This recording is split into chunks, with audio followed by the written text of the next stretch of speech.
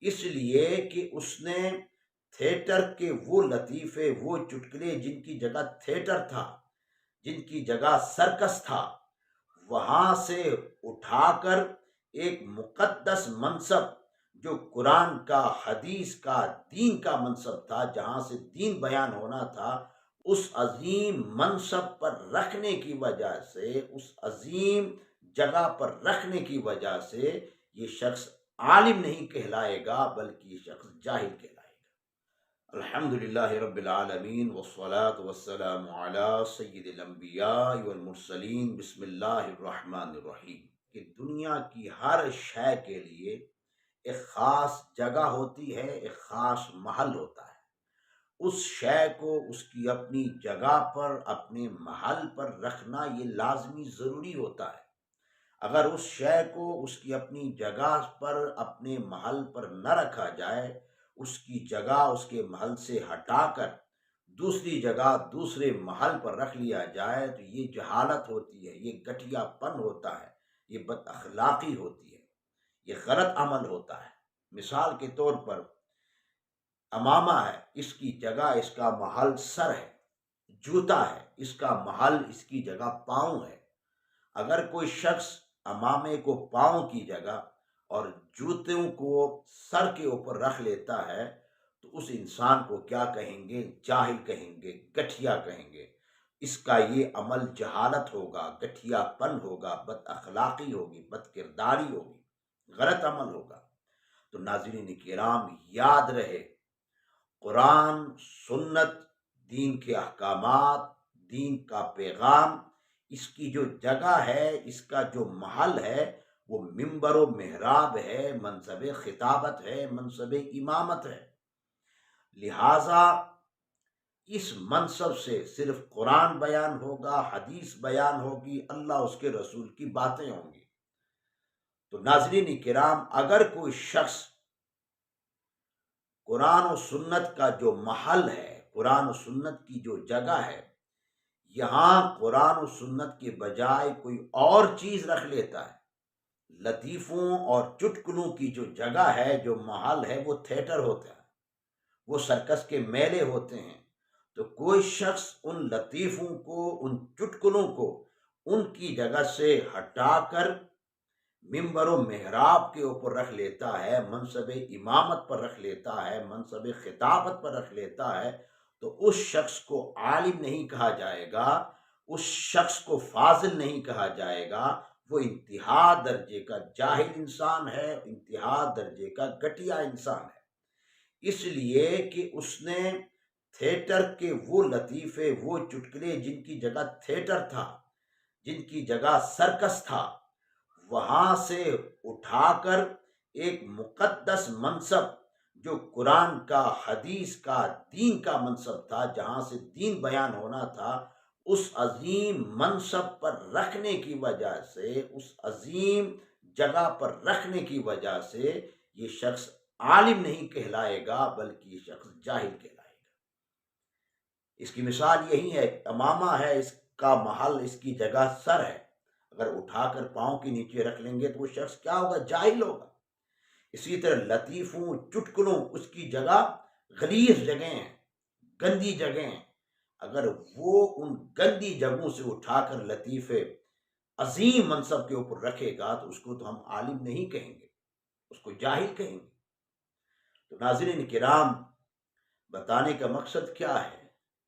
ساری بات کا خلاصہ کیا ہے؟ وجہ کیا ہے بات بیان کرنے کا؟ وجہ یہ ہے کہ آج کل ایک شخص بڑا سوشل میڈیا پر وائرل ہے، جس کو طارق مسعود کہتے ہیں۔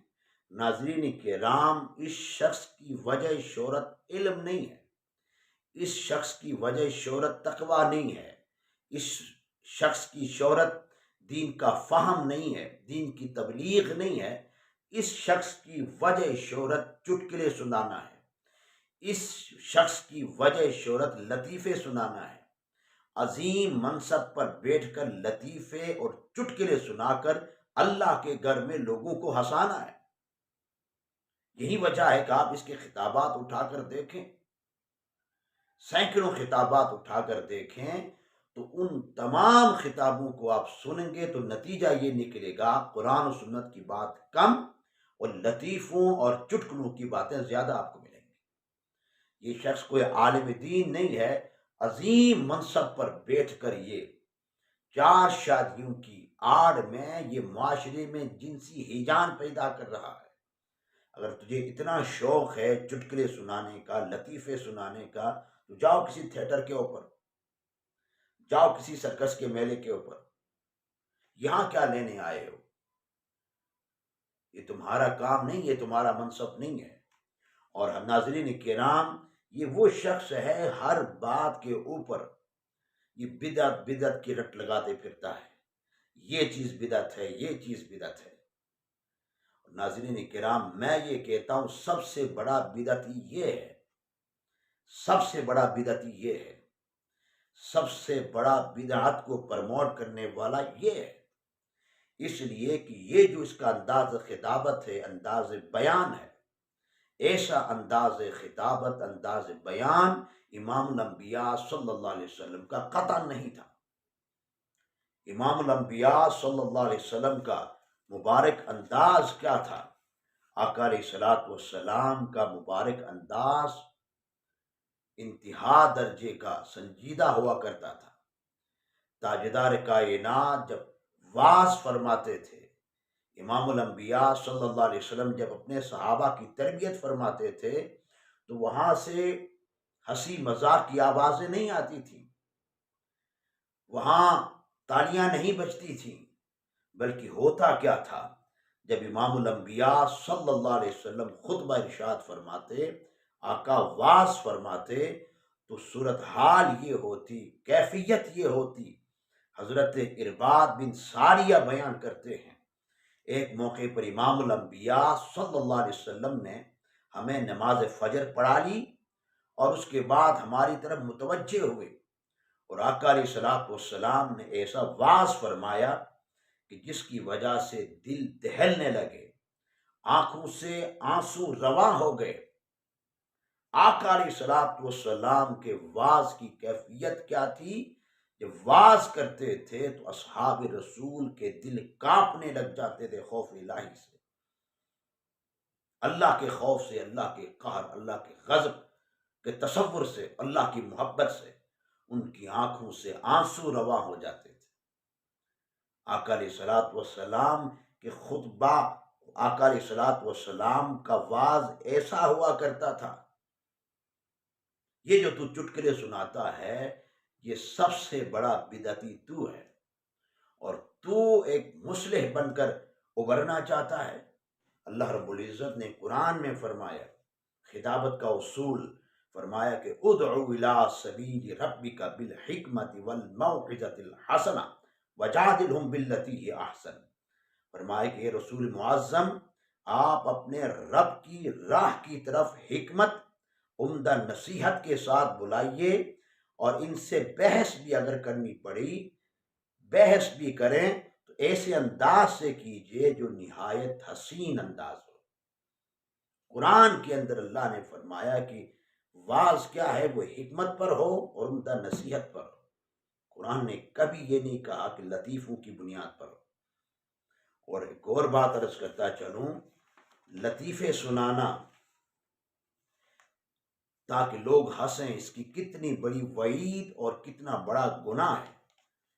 امام الانبیاء صلی اللہ علیہ وسلم نے فرمایا، ہلاکت ہے اس شخص کے لیے جو گفتگو کرتا ہے، جھوٹ بولتا ہے، اور جھوٹ اس لیے بولتا ہے تاکہ اس کے ذریعے لوگوں کو ہنسائے۔ فرمایا ایسے شخص کے لیے ہلاکت ہے، ہلاکت ہے۔ لطیفہ کیا ہے؟ جھوٹ ہے، اور جو جھوٹ اس لیے بولے تاکہ لوگ ہنسیں، فرمایا کہ ایسے شخص کے لیے ہلاکت ہے، ہلاکت۔ ہم نے 2 مرتبہ ارشاد فرمایا اس شخص کے لیے ہلاکت ہے۔ اور جو شخص جھوٹ لطیفہ سنا کر لوگوں کو اللہ کے گر ہنسائے، اس کے لیے کتنی بڑی ہلاکت ہوگی۔